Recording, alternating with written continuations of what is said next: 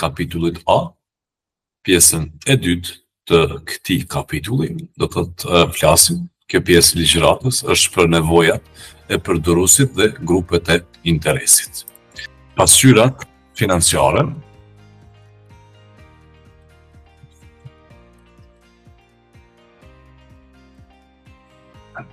ka dy qëllime.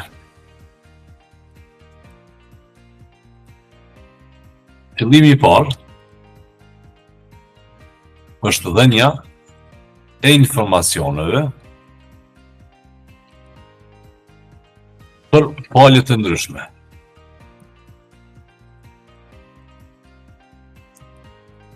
Normalisht, pjesën që kemi diskutuar sot. Dhe dyta, pasqyrat financiare kanë për qëllim me pasqyru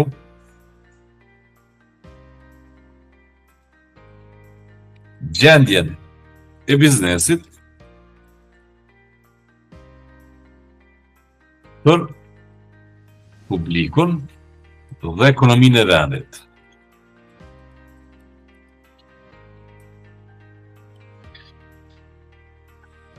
Pasqyrat financiare, po flasim për biznese pak më të fuqishme, normalisht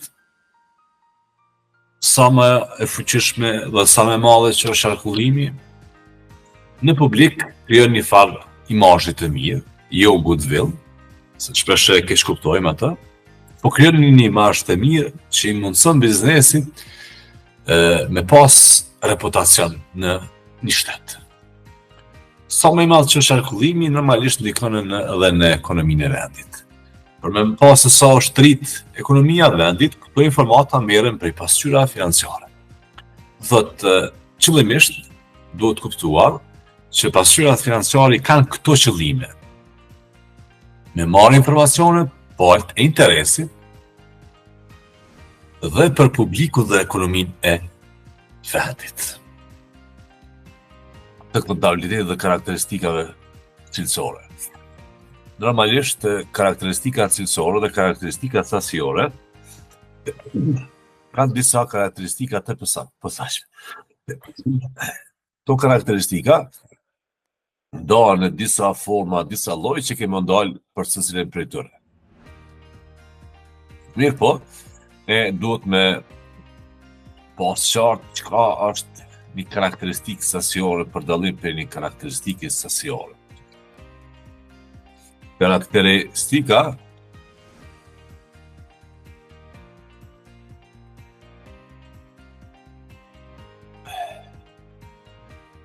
Karakteristika sasiore dhe cilësore. Dallimi mes këtyre dy është që karakteristika sasiore e marrim për një zë, stoku dhe llogaria artueshme. I kemi për dy periudha, 2022-2023. Themi që stoku këto është 1.500, 2.500. Karakteristika sasiore jo këto vlera që i kemi paraqit këto. Më thotë që tregojnë gjendjen e stokut dhe llogarisë së artueshme, ndërsa karakteristikat cilësore mat se sa biznesi ka pas rritje të stokut, do thotë karakteristika cilësore është karakteristikë që tregon analizën e zërave në kontabilitet. Cilat janë elementet kryesore që ka karakteristika cilësore dhe që përdoren në pasqyrat financiare. E para paraqitja e drejtë, dyta vjemësia, treta është parimi akrual dhe qëndrueshmëria, materialiteti, përkatësia, besueshmëria, përfaqësimi besnik, substanca mbi formën, neutraliteti, kujdesi, plotësia, krahasueshmëria, kuptueshmëria, koncepti i njësisë së biznesit dhe të fluktuarit e ekuilibrit midis karakteristikave cilësore.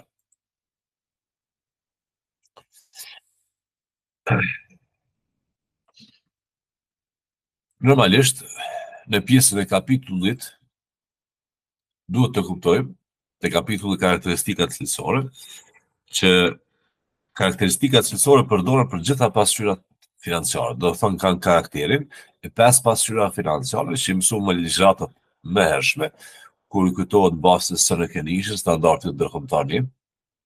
Kemë mësuar që për bazë të 5 pasqyra financiare do të bëhet edhe karakteristika sasiore dhe karakteristika cilësore. Mirë,